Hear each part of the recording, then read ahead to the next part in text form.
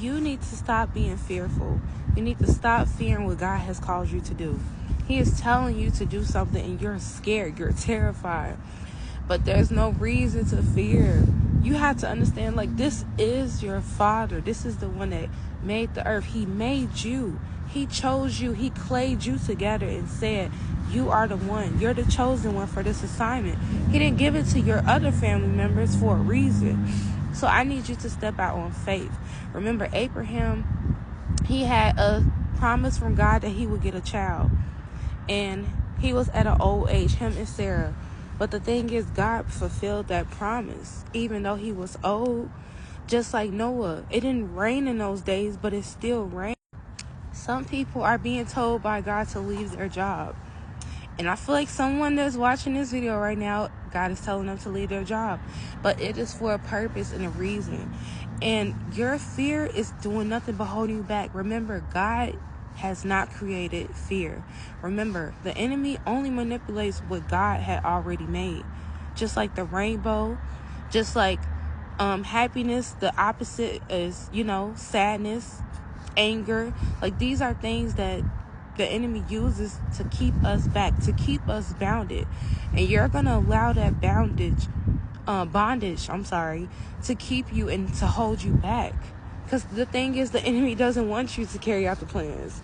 He knows what God says will come true, regardless of the timing. And remember, we are on 2 different timings with God. Our time is different. So just because you don't see a move from him today does not mean it cannot happen overnight. Just like that direct deposit hit overnight. You have faith on that coming through your bank account. So why you can't have faith through God? Obedience is better than sacrifice. Seriously.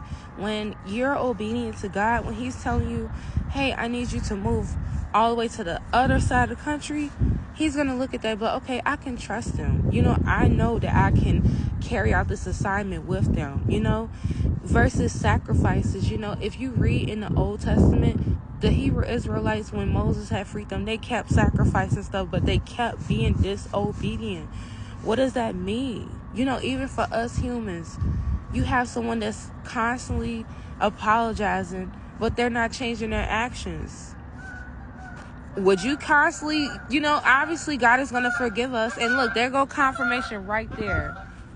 So seriously, just listen to what God is telling you to do. I'm telling you, like, I am a living sacrifice of it. Just be obedient. I know it's hard. I know it's it's scary.